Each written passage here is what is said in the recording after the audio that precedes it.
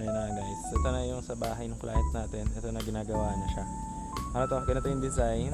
Ayan, kung nakita nyo yung last 3 weeks ata, diba super puno pa yun ng puno. Itong area, yan lang yung highway oh. So ito yung client natin dito na nag-avail ng ating package, housing lot, 150 square meter housing lot package. Ayan. Ito siya, ito yung muhon, ayan, hanggang doon. Tapos pababa, ayan, 150. Tapos dito naman yung magiging road. Ayan. Tapos itong pangalawa, ito naman pangalawa, 200 square meter. Ayan, available siya. Hanggang doon yung muhon.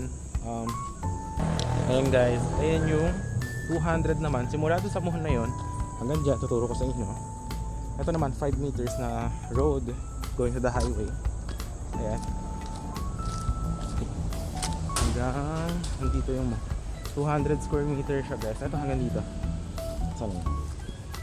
Ayun na to. Ayan, hanggang dyan, hanggang doon sa may bakod. 200 square meter na napakahaba ng frontage guys. Gagawa naman natin to ng house. Ito po yung plano natin gawin na house dyan. So from 5 million, 4.5 na lang po siya. Package, all in, kasama transfer title, building permit, lahat. So standard finish, okay?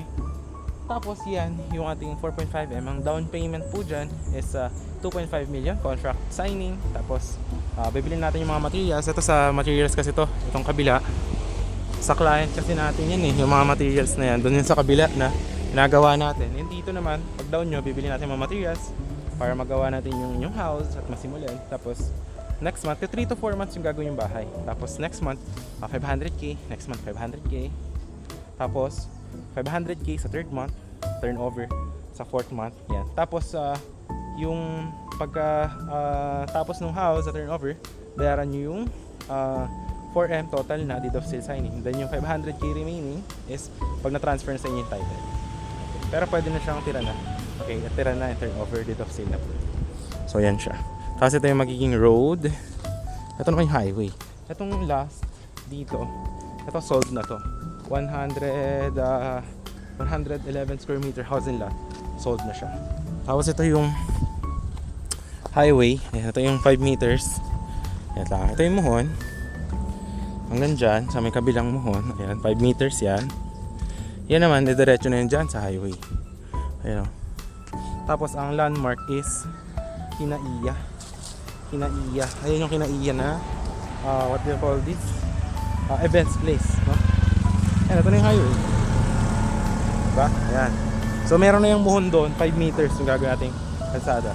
So napakalapit guys, 5 minutes to Tagaytay, here at Barangay Panungyan 1, Melos Cavite. Diretso nyo itong kalsada na to, going to Tagaytay 5 minutes. Tapos marami rito kung wala kayong service, wala kang car, mag-commute ka from PITX Pasay, sakay ka ng Tagaytay Mendez, baba ka doon, sakay ka ng Bukyo. Yan yung nakikita nyo na yan. Yan yung number 1 na transportation dito. Sakay kayo ng Bukyo, tapos going to here, sabihin nyo Kinaiya. Yan yung Kinaiya. Napakita ko sa inyo.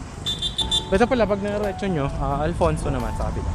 Eh napakalamig ng weather guys. For retirement, perfect na perfect. Nature vibes. Pwede nyo na siyang gawing pang business. Ayan. Napang business kasi very accessible. Tapos package na siya. Actually may mga nagawa rin kami ng mga pool ng kung ano man gusto nyo yung design. So depende na sa inyo. But syempre ang number 1 na tanong, what's your budget? So doon mag-e-ending yung tanong. Ayan. Yan yung Kinaiya. Yan yung sikat. Yan yung landmark. Tapos kung naman wala kayong service, antay kayo ng Bukyo dito, daling kayo sa terminal ng bus tabi ng Macdo Mendez, pabalik ng Pasay PITX. So yun guys, thanks for watching and see you soon. Thanks for watching. Bye bye.